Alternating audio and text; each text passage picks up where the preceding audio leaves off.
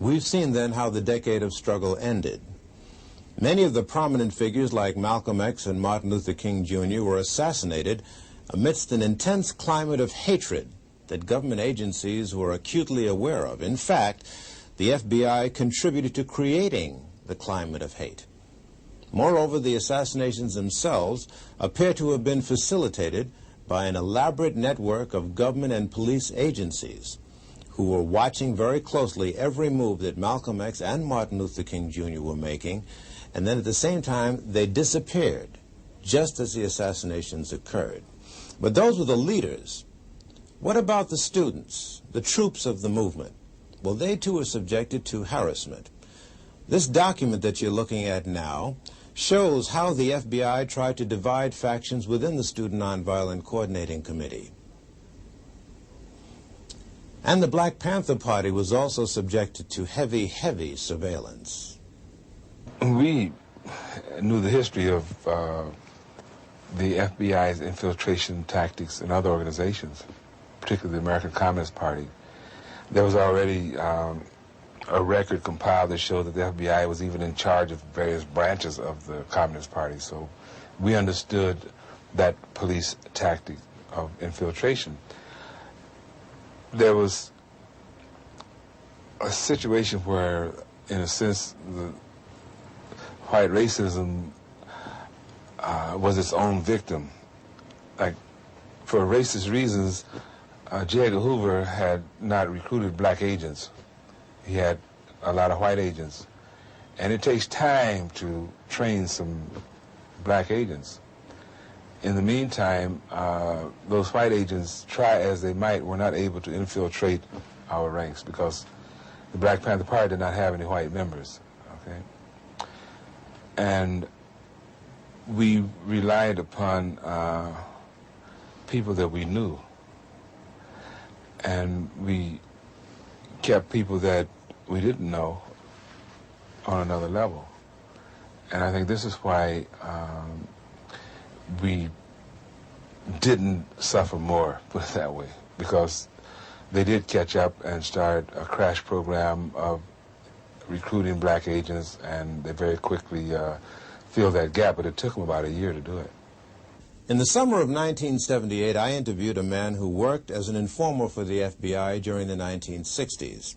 His name is Dothard Perry, also known as Ed Riggs, also known as Bill Perry, also known as Othello. How were you paid?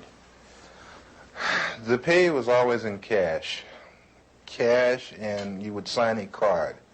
It would go like this. A rendezvous or a drop-off point would be picked out either by yourself or the agent. You would meet the agent there. Usually it would be in a vehicle. You get in the vehicle, he would hand you the money. He would tell you first to count the money. He would tell you the amount while you counted it. If the amount was there, he would then bring out a card. On that card would be for the week of such and such. In other words, the week was dated. So-and-so has been paid the amount of. Then you would sign the card, and then the agent would sign the card. The reason for this is that if all of a sudden the IRS became very interested about where you were getting all this extra money from, you could always tell them to go back to the Bureau, and the Bureau would have your cards on file. I see. Were there such things as bonuses? Oh, yes. What were they paid for? Bonuses were paid for, suppose while you were meeting with, or you were at a meeting with Bobby Seals, Chulai of the Red Army happened to come to the meeting too, which is something which would be a new development. That's bonus time. In other words, a hot piece of information. Hot piece, very hot piece.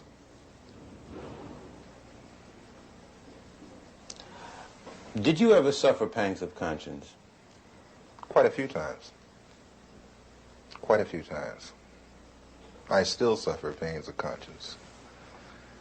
I suffer from the fact that a lot of people trusted me, and I misused that trust. I suffer from the fact that a lot of information that I gave out was the undoing of certain groups or certain people. I suffer from the fact that I'm on the run constantly. I have no real life to speak of. You have no family life, really? You have a wife? No, I don't have a wife. I do have a child. I can't see her that often. I have to stay away from them because once I come around, the Bureau shows up and harassment starts. I have very few close personal friends, no one to really confide in. It's like being on the outside of a glass jar and everything is happening inside the jar, but you're on the outside. You can see it happening, but you can't participate. Why have you decided to talk to me? For the simple reason, I think this information should be getting out, should be put out to the public. I think not only black people, but everyone should become aware of what your so-called law enforcement agencies do to so-called enforce the law. Because between you, myself, and the audience, I've seen more felons in law enforcement than I have in prison.